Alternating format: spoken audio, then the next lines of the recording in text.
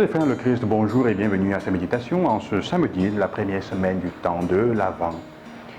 L'évangile de Matthieu que nous écoutons aujourd'hui nous introduit dans la chronologie de un récit du Seigneur qui est intéressant et qui nous permet de comprendre que vivre l'Avent, vivre l'attente, attendre de Jésus qui vient, signifie avoir une capacité fondamentale. Demander au Seigneur une capacité fondamentale, celle de la compassion. Alors, qu'est-ce qui se passe? Jésus est là, il regarde les foules, le texte nous dit qu'il les guérissait, il guérissait les malades surtout, et il chassait les mauvais esprits. Et cela apparaît 3 ou 4 fois dans le texte. Jésus, fondamentalement, est en train d'œuvrer pour libérer les gens. Alors, on nous fait comprendre que quel est ce qui le pousse à libérer les personnes. Le texte nous dit que Jésus, levant les yeux et regardant, nous renvoyons déjà au texte d'hier, où il guérit un aveugle. Il ouvre les yeux pour que non seulement que nous voyons ce qui est beau, mais que nous soyons aussi capables de percevoir les besoins des gens, que nous voyons les besoins qu'il y a autour de nous. Est-ce que je suis capable de le faire? Et le texte nous dit que, rempli de compassion donc, il vit que cette foule qui semblait être comme un troupeau de brebis sans berger. Et il dit à ses apôtres, la moisson est abondante, mais les ouvriers sont peu nombreux.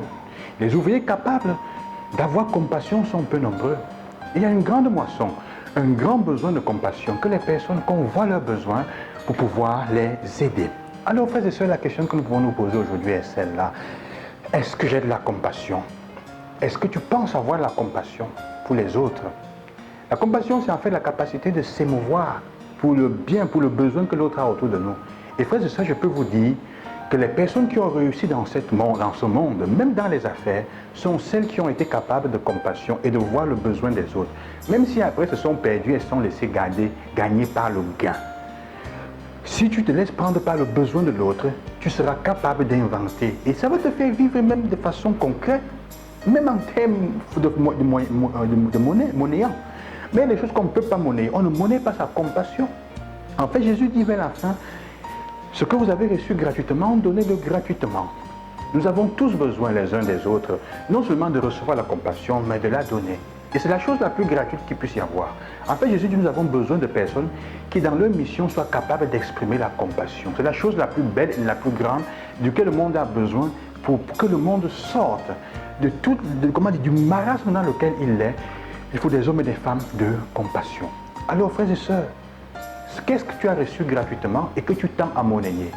La vie, les services que tu as, c'est une chose que nous avons. Et soyez-en sûrs, tout ce que nous tentons de monnayer qui a été reçu gratuitement ne peut porter que malédiction et ne peut porter que des problèmes dans notre vie.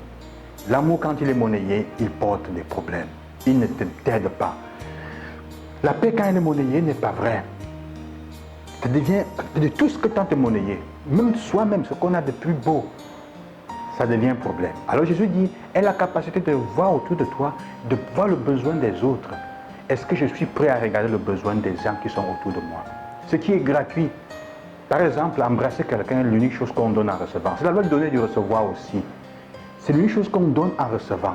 Et elle est gratuite. Tu ne peux pas, si tu ne reçois pas une embrassade, bien, il y a un problème qui ne va pas. Pendant que tu donnes, il y a un problème qui ne va pas. Il y a quelque chose qui est un problème. Il y a quelque chose qui ne va pas dans ta vie. Donc, alors nous sommes invités, frères et sœurs, dans cette dimension, à regarder autour de nous et à dire, est-ce que je suis capable de voir les besoins de mon frère et de ma sœur sans qu'on ne me dise rien? Est-ce que je suis capable d'offrir gratuitement ce que j'ai reçu? Le monde, l'univers fonctionne et avance dans une logique de gratuité, de don de compassion. La compassion te fait entrer dans l'esprit et dans ce qu'est la vie même que le Seigneur veut que nous ayons.